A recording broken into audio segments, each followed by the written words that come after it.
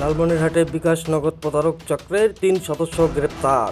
হ্যাঁ সুপ্রিয় দর্শক, ঠিকই শুনেছেন। আপনি কি আমাদের ফেসবুক পেজে কিছু আর্থিক টাকা পয়সা সহযোগিতার জন্য আপনার নাম্বারটা দিয়ে কমেন্ট করছিলেন কিনা? তো লোকটা যদি বলে ভাই কমেন্ট করেছিলাম, হ্যাঁ তো ভাই আপনি কোন জেলা থেকে কথা বলছেন? লালমনিরহাট থেকে। ভাই আপনার জন্য আমাদের অফিস থেকে 5,000 টাকা আসছে, তো এই টাকাটা নিতে হলে আপনাকে একটা নগদ এজেন্ট অথবা রকেট এজেন্ট নাম্বারের মাধ্যমে নিতে বেশি টাকা পাঠিয়ে দিচ্ছি। আপনি এখান থেকে আপনার 5,000 টাকা রাখবেন, আর বাদ বাকি টাকাগুলো নিজের বোন মনে করে কিংবা মেয়ে মনে করে বাদ বাকি টাকাটা একটু বিকাশ নাম্বারটা যেটা দেবো ওই নাম্বার একটু পাঠিয়ে দিবেন। তারপর মনে করেন যে 5,000 টাকা তার দিয়ে আর বাদ বাকি টাকাটা আর কি আমাদের যে বিকাশ নাম্বারটা দিলাম ওই নাম্বারে সে দিন। লালমনিরহাটে মোবাইল ব্যাংকিং প্ল্যাটফর্ম বিকাশ ও নগদ ব্যবহার করে সাধারণ গ্রাহকদের সাথে প্রতারণা করা একটি সংঘবদ্ধ চক্রের 3 সক্রিয় সদস্যকে গ্রেপ্তার করেছে জেলা গোয়েন্দা শাখা ডিবি পুলিশ। মাগুরা জেলার শ্রীপুর থানা এলাকায় বিশেষ অভিযান চালিয়ে তাদের গ্রেপ্তার করা হয়। গ্রেপ্তারকৃতরা হলেন মোহাম্মদ রুবেল বিশ্বাস, বয়স 28 বছর, ইউসুফ মোল্লা, বয়স 50 ও টিটু মোল্লা, বয়স 30 বছর।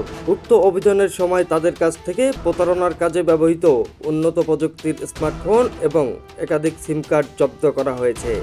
এই বিষয়ে খবর লালমনিরহাট অনলাইন অনুসন্ধানী নিউজ টিমের তথ্য মতে ডিবি পুলিশ সূত্রে জানা গিয়েছে, গত বছরের 16 নভেম্বর আদিতমারী উপজেলার আরিফুল ইসলাম নামের এক যুবক থানায় একটি মামলা দায়ের করেন।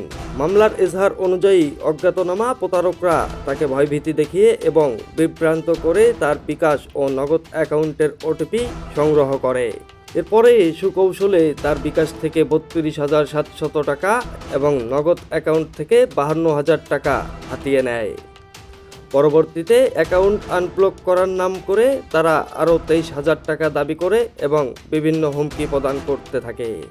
জানা গিয়েছে, এই বিষয়ে পুলিশ সুপারের নির্দেশে মামলাটির তদন্তভার ডিবি পুলিশের ওপর ন্যস্ত করা হলে তথ্য ও প্রযুক্তির সহায়তায় গত 6 এপ্রিল সন্ধ্যায় মাগুরা থেকে প্রথমে রুবেল বিশ্বাসকে গ্রেপ্তার করা হয়। পরে তার দেওয়া তথ্যের ভিত্তিতে একই এলাকা থেকে চক্রের অন্য 2 সদস্যকেও গ্রেপ্তার করা হয়। আরেকদিকে লালমনিরহাট ডিবির অফিসার ইনচার্জ ওসি সাদ আহমেদ সাংবাদিকদের জানান, গ্রেপ্তারকৃতরা একটি শক্তিশালী আন্তজেলা প্রতারক চক্রের সদস্য। তারা দীর্ঘদিন ধরে ডিজিটাল ডিভাইস ব্যবহার করে সাধারণ মানুষের কষ্টার্জিত টাকা হাতিয়ে নিচ্ছিল। প্রাথমিক জিজ্ঞাসাবাদে তারা এই জালিয়াতির সাথে জড়িত থাকার কথা স্বীকার করেছে। পরে গ্রেপ্তারকৃতদের বিরুদ্ধে আইনি প্রক্রিয়া শেষে আজ আদালতের মাধ্যমে কারাগারে পাঠানো হয়েছে। মোবাইল ব্যাংকিং ব্যবহারের ক্ষেত্রে অপরিচিত কাউকে ওটিপি বা পিনকোড না দেওয়ার জন্য সাধারণ গ্রাহকদের পুনরায় সতর্ক করেছে লালমনিরহাট জেলা ডিবি পুলিশ। ওরা যা প্রতারণা করতো ওখান থেকে হয়তো 1,000-1,500 যা দিতে বেশি একটা 2 মাস বা 2.5 মাস এর মতো। AI রাজীব, খবর লালমনিরহাট।